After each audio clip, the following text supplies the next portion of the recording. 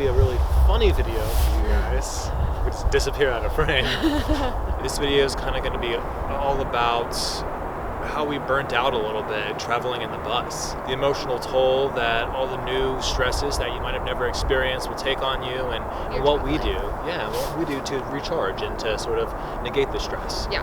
All right. And also, thank you to so many of you guys that were leaving so many sweet comments and like, are you guys okay? Because we haven't posted a video in a couple days. Yeah, that's mostly just been because we haven't had signal. We literally right now are trying to upload a video with the laptop on top of our bus, trying to like pull some sort of 1 bar of service, and it's just not working. Basically, just to get right into it, you know, when we first started this adventure, we were so excited and it just sounded so like enchanting. Just take our bus and travel for 6 weeks and then come back home and get married, kind of go without a plan. I think that both of us are relatively, we like to plan things, but we also like to kind of go with the flow.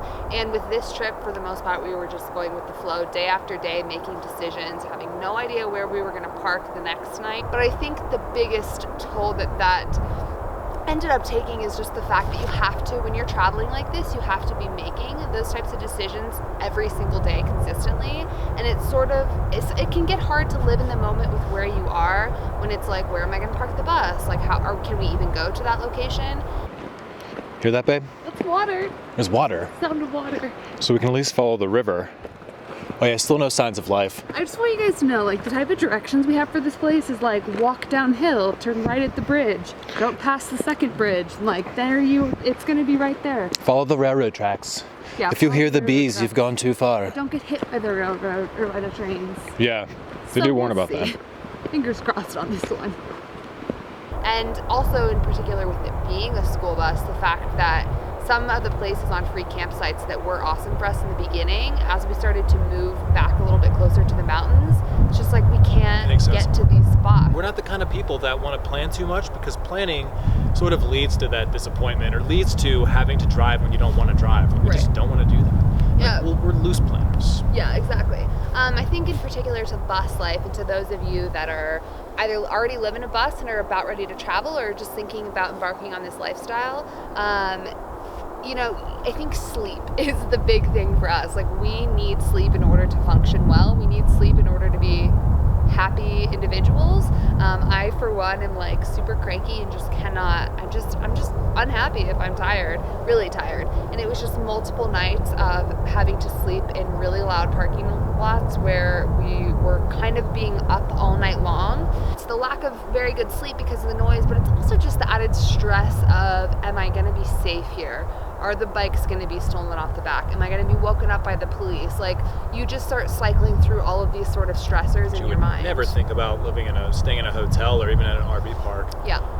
One thing led to another, and you know, the whole mood and atmosphere on the bus started to deteriorate because the stressors started to add up that we weren't really anticipating. So we were fighting about mayonnaise. I work best when we go somewhere for a couple days. We can plant our feet and then I'm ready to move on. But when we're moving and driving long distances every single day, it's just so tiring. So this trip has been very enchanting, and it has been very awesome. I mean, look where we are. Yeah. I mean, honestly, we loved San Francisco, the last enchanting place we left, and before that, we loved Utah. It's been an amazing trip. It has. But we're just trying to help you guys to maybe prepare you mentally for some things that you might not expect to really have to wrap your minds around when you're on the road like this. And look at our travels to kind of be able to modify it to work better for you in your travels. I'm sure all of you have seen Expedition Happiness by now on Netflix. Well, she talks about it very briefly. Yeah. That she says, you know, like, it gets to a point where traveling isn't happiness, isn't fun anymore. It just gets to a point where it's what you're doing, and it becomes like mundane, and it makes what you're seeing mundane. So we don't want it to get to that point. We never want to take it for granted. So I think it just has kind of taught us a lot about ourselves and how we love to be nomadic, but we also love to be grounded, and how we really want to work on finding that really good balance between the nomadic lifestyle, between adventuring and exploring, but also having a place to plant our feet. And that's kind of the fine line that we're looking to walk. Exactly. Sorry. And what we've realized, though, I mean, we're very like, all right, this is how we're feeling. Let's talk about it and figure out what we need to do to fix it.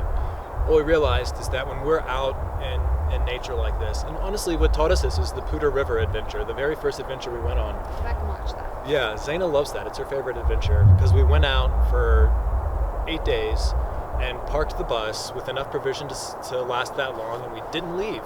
And No service. No service, no nothing. I mean, we had friends that were a little worried about us that didn't know, but still. But it was just nice. It was being really out nice. in the middle of nowhere, not having social media and the internet as a distraction, but also not having to be responsible to communicate with people, just kind of soaking in our energy together, you know? Yeah, totally. So that's what brings us to the spot we're at right now. This is actually our third day at this spot, and we love it.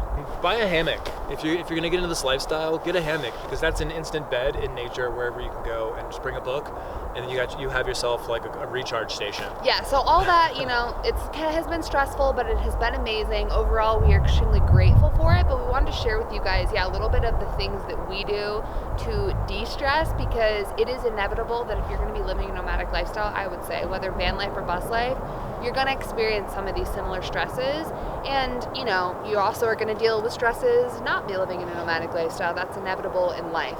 But we have really learned ourselves enough to know, we're not going to wait until we're completely burnt out to try to recharge. We're going to wait or we're just going to recognize when we're feeling a little off, hold up. I live in this lifestyle for a reason so that I don't have to get to a burnout place. I don't want to be there ever again. You have to always be able to maintain perspective, and as soon as you lose that, you're like, okay, something's going wrong. Yeah, so that's what brought us here. But yeah, our hammocks are amazing. They literally are amazing. If you're like, should I get a hammock? Just get it. It's like $40 and you're good to go. Just get a hammock. Buying it for cheaper. So than fun. that. Also, we showed you so much about yoga, but yoga is just such an awesome thing. To come out in the middle of the woods, lay out your yoga mat, and just breathe in the fresh air. The air out here among all these trees is incredible. I'm a big avid cyclist. That's actually, if you've never noticed, I'm sure you guys have all noticed this pin on my hat. It's a Cycle Happy pin that I got right before we took this trip when I fixed her tire. Because I've been cycling for 10 years. I haven't even had a car. This is my first car in 10 years. And I love just getting on my bike and just going at it. Just going for a little ride, just to stroll around. Also, playing chess is a great way for us to de-stress. I think that the fun thing about not having service is it kind of forces us to be like, should we play cards? Should we play chess? Should we give each other massages? That's the coup de grace. I mean, chess and cards, chess in particular, I enjoy because it's a mental shift. It's kind of like putting on a movie. It's a good way to take you away from the stress that's stressing you out and make you completely shift what your focus is. But massages are a way to just make everything better. We'll put on that little light to whatever color we're feeling, and then usually put on an episode of Friends, and one of us will start and set the timer basically by an episode of Friends, half an episode or a full episode. A full episode's a really good massage. That's what we're doing. It's good. Yeah, we're gonna do a full episode? Yep. All right. Alrighty. So we're gonna full episode Friends massage it. And you should too. And you should too. Okay. Also, now that we are all recharged up here, we have been wanting to write our vows for weeks and weeks. Our wedding is in 3 weeks, and we've been wanting to wait until we were out in the middle of nature where we could hang our hammocks, have a little pen and paper, and just kind of glance over at each other over our hammocks, but kind of have a little separation to get into our own heads about what we want to say to each other. So we're going to share a little bit of that with you guys. Okay. Let's see. Here. Oh, that's not right. Okay, guys. So, Zaynah's trying to get in the right headspace, and I understand that completely, because when I was driving here, a lot of what I was thinking about was Zaynah and our wedding, and what I'm going to say, and my vows, and what I can vow to her. And the problem that I ran into, the biggest problem I ran into, was that after 3 hours of running through the vows in my head, I realized I can't stand up there and list off vows for 3 hours. So I started to eliminate some of the less creative vows, some of the more generic stuff, I vow to love you. Come on, obviously. Break it down and be a little more creative about it, because words are Zaynah's love language. And I know words really mean a lot to her, so this is something that I'm going to trim from about 50 pages down to the most beautiful paragraph that I could ever articulate to try to put how I feel about this amazing person into words, which is impossible. I can't think of any word or any phrase or any clever metaphor in the English language that would even come close, but I'm going to try my best, and that's what I'm going to do sitting here in this hammock for the next hour or so.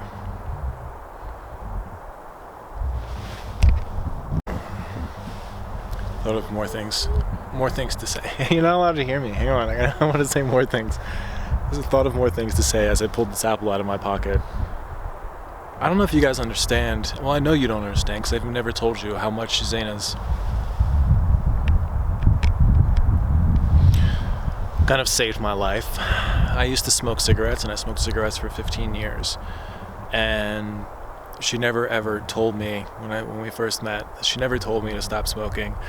But I knew that it'd become an issue, and really the main reason that I stopped was because she became something to live for. She gave my life new purpose. I'm just gonna eat my apple.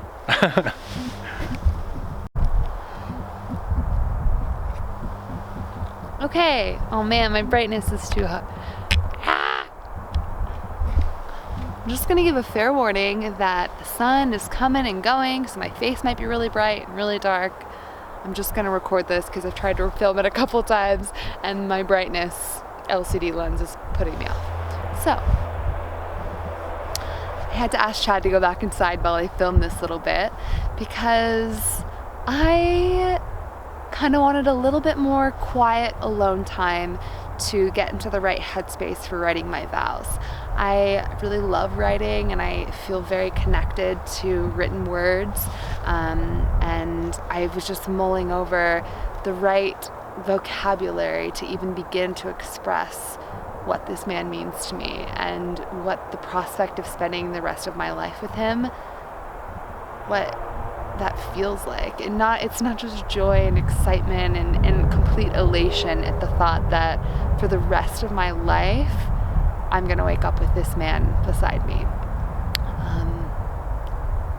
None of those words seem to quite put it into perspective.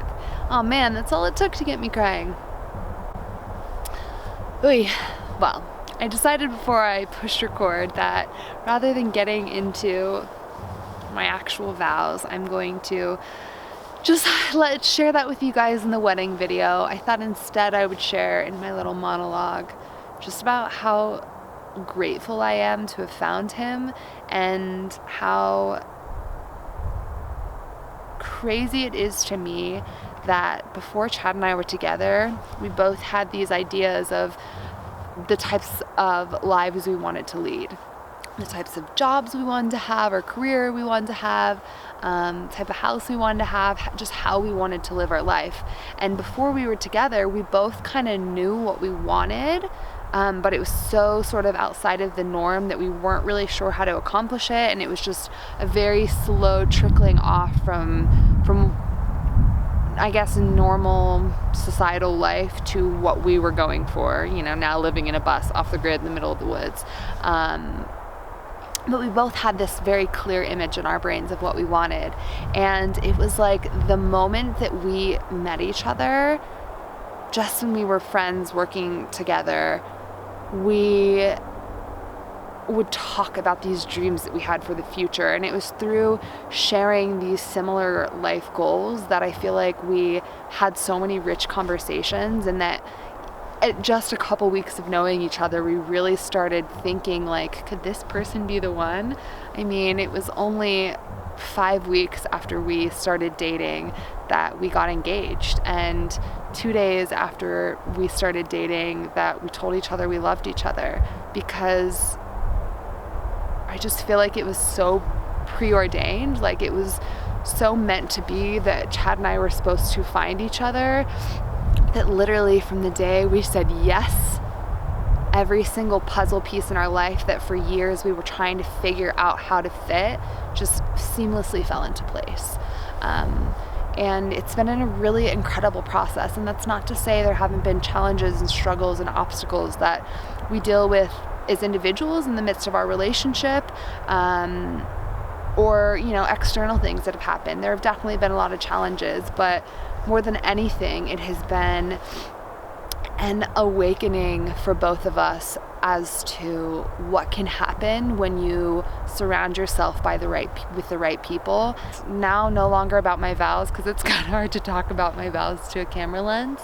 But I just wanted to encourage you guys that, you know, if you haven't found your person, maybe you're not looking for your person, and that's fine. Maybe you are looking for that significant other to kind of give you that extra piece. I hate to say give you, you know, the other half, because I know not everyone believes that, but for Chad and I, that really is what it is. It's that coming together. It's that I was this before us, and after we came together, mind, body, and soul, I feel like one.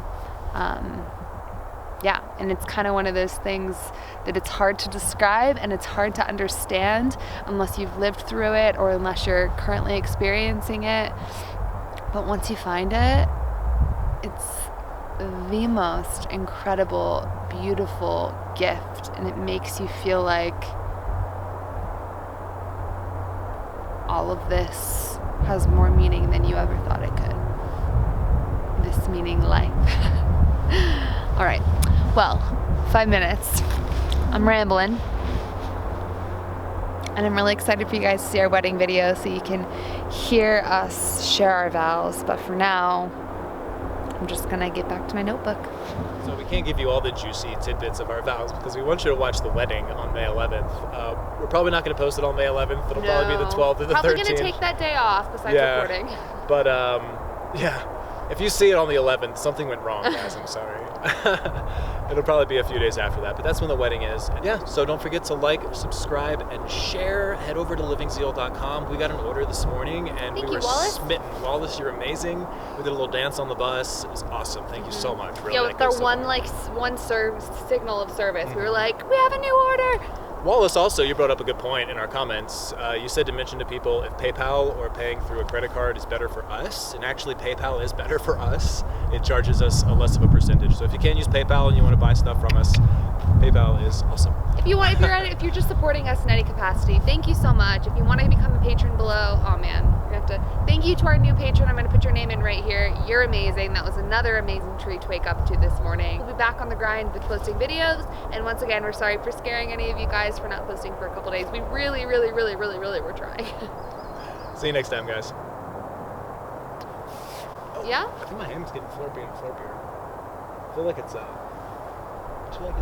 getting lower to the ground. Like on I feel like I just started off trying to keep it normal, and as the time went on, just leaned into more.